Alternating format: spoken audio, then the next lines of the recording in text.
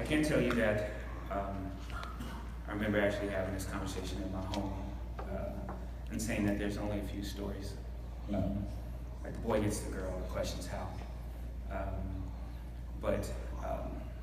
Yeah, so when we're making games, I guess there's some parallels to what Kevin was saying on games where you start with the situation, which is the plot, and then you figure out new and inventive ways to actually solve that.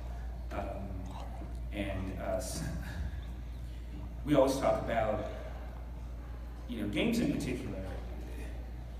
It's funny because it's just as much art as it is science, and it's very hard sometimes to blend those two in a way that makes sense.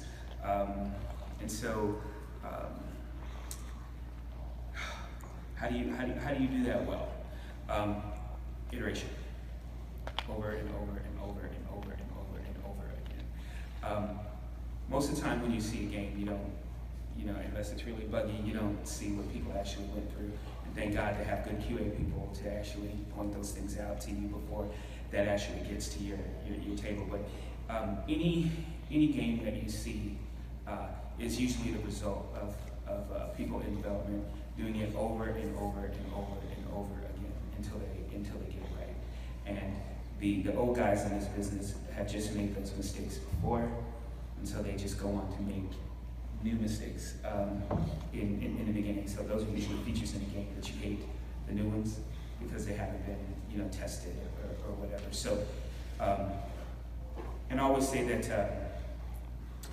there's a difference between an idea and execution of an idea. And I think that's important for everyone in the creative industry to know that there's a difference between having an idea and being able to execute said idea.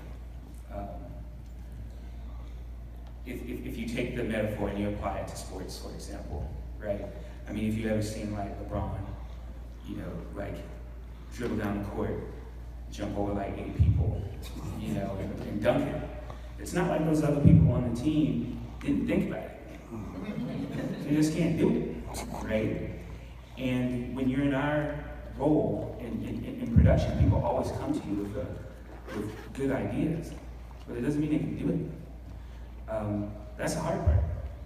And if you want to, if you want to boil that down a little more, like you can take different tech and see where that comes from. So if you have an Android phone, you have a BlackBerry, you have an iPhone, it's the same idea. It's just executed 3 different ways. And usually all the good games that you've played, they're usually all the same, except someone jumps better, hits better, has a better camera. So I don't necessarily think, in creative areas, sometimes people concentrate, I think, a little bit too much on being so unique. Because I have found that don't nobody care about how unique you are. They care how well you execute something, right? At the end of the day, it's all about how you execute it. So if you spend more time figuring out how to get rid of the crap, you're gonna be awesome. Can I just point out that you just paraphrased Morpheus?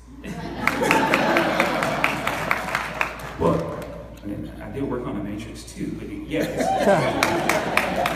and it's true, right? Because because those universal truths are this, right? I mean, Yoda said it, right? He said, "Do or do not. There's no trial." And then Morpheus said it. He said, "Don't think you are, know you are." And there's a difference between knowing the path and walking the path, right? So you know the path, but you gotta get there.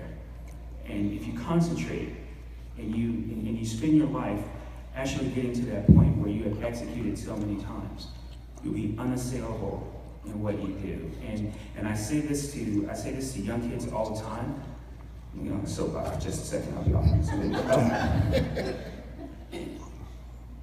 When it was our great grandfathers, they used to compete against people in their town or the street or whatever. And our grandfathers used to compete with people that are, sort of in their town. You know, our fathers, it's like their nation. And now we live in this economy where you can get anything to anywhere in 24 hours, right? So you can build a thing and have it on someone's door the next day. That means you compete against every single person in the world. So if you want to be badass, that means that you can't just do something and trifle at it. You have to live it. You know, it has to be a part of you, okay? When you leave work and you're still thinking work, okay, it's no longer work to you, it's you, it's who you are. And that is when you become unassailable. That is when you become, you know, that's where you get the badassness from. You get the badassness from there because no one can compete with that if you're on your game all the time. Exactly.